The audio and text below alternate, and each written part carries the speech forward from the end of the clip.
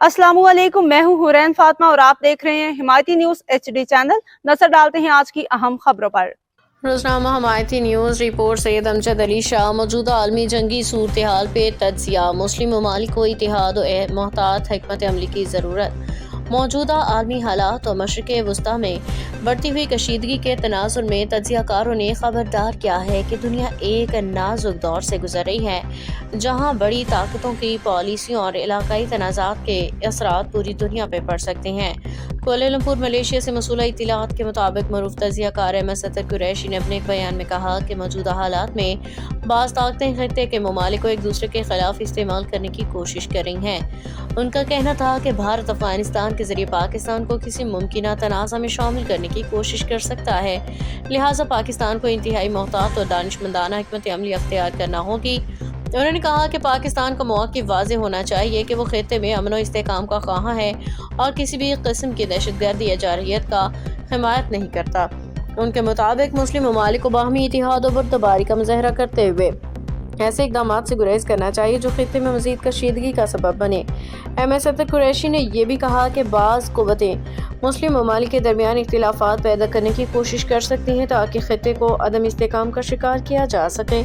इस बात पर जोर दिया कि इस्लामी दुनिया को इस सूरत हाल में इत्तेहाद, हिकमत और सिफारती कोशिशों के जरिए अमन को फ़रोग देना चाहिए। उन्होंने तजवीज़ दी कि पाकिस्तान को सऊदी अरब और दीगर मुस्लिम ममालिक के साथ मिल के ऐसा किरदार अदा करना चाहिए जिससे मुस्लिम दुनिया को किसी बड़े तसादुम से दूर रखा जा सके, खित्ते में अमन इस्तेहकाम बरकरार रहे। तजियाकारों के मुताबिक मौजूदा हालात में सिफारती कोशिशें, तहम्मुल और बाहमी ताउन ही खित्ते में अमन कायम रखने का मौसर रास्ता है। औज़ु बिल्लाहि मिनश शैतानिर रजीम, बिस्मिल्लाहिर रहमानिर रहीम, व रफ़अना लका ज़िक्रक सदक़ल्लाहुल अज़ीम। अपनाए हम्स अमरीका की फौजी क़यादत का कब्रिस्तान। नाज़रीन, अब अमेरिका दुनिया की सुपर पावर कहलवाने का इस्तेक़ाक़ हो चुका। आइए आज हम बात करते हैं जो मौजूदा जंगी हालात हैं उसके ऊपर। इस वक्त जो जंगी हालात दुनिया के अंदर चल रहे हैं, इसमें आपने ये देखा कि अमेरिका के वीटो मेंबर बरतानिया, जर्मनी, फ्रांस और दीगर यूरोपीय ममालिक, उन्होंने इस जंग में अमेरिका का साथ देने से इनकार कर दिया। इसका मतलब यह है कि अमेरिका दहशतगर्दी कर रहा है। मैं पहले भी कह चुका हूं और आपको फिर यह बात कह रहा हूं कि इस सदी का नहीं बल्कि पिछली 3 सदियों का सबसे बड़ा दहशतगर्द अमेरिका और इसराइल हैं। और खास तौर से अमेरिकी सदर डोनाल्ड ट्रंप के हवाले से मैंने पहले भी कहा है, आज फिर इस बात को दोहरा रहा हूं, ये इस सदी का हिटलर बनने जा रहा है। बन चुका है वैसे तो, ये जितना इसने जो खून किया है फलस्तीन के अंदर, जो मुझसे सूरत हाल चल रही है, और फिर ईरान के ऊपर जो बमबारी की है, क्या आप समझ रहे हैं कि ईरान के ऊपर कुछ नुकसान नहीं हुआ? नहीं, हजारों नहीं, मैं ये कहता हूं कि लाखों जानों का नुकसान अमेरिका के इस हमले में हुआ है। और करंट हमला जो अमेरिका ने ईरानी गैस फील्ड पे किया है, इसकी वजह से बड़ी जबरदस्त तबाही मची है। मौजूदा हालात में इंडिया अफगानिस्तान के जरिए पाकिस्तान को इस जंग में दाखिल करने की कोशिश कर रहा है। हमें मोहतात होकर आगे बढ़ना होगा। मौजूदा हालात की अंदर पाकिस्तान का मौक़िफ़ बहुत वाज़ेह और क्लियर होना चाहिए और है कि हम अपने पड़ोसी मुल्क ईरान के साथ खड़े हैं। अब ये देखना है कि बरतानिया और फ्रांस और जर्मनी के इनकार के बाद अमेरिका क्या स्टेप उठाता है।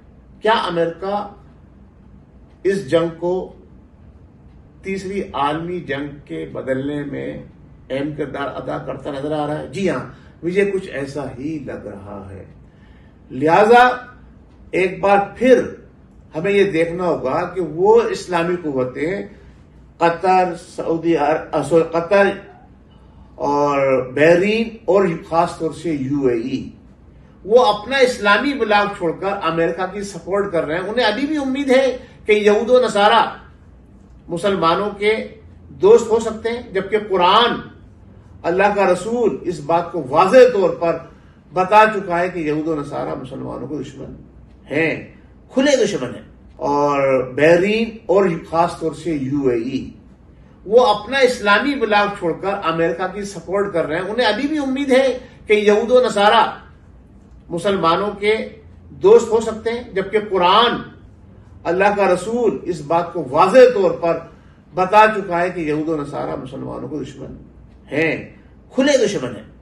تو آئیے ایک بار پھر ہم اس مبارک مہینے کے اختتام کے اوپر یہ گزارش کرتے ہیں امت مسلمہ سے کہ ایک جھنڈے اور ایک کلمے لا الہ الا اللہ محمد الرسول اللہ کے تلے جمع ہو جائیے.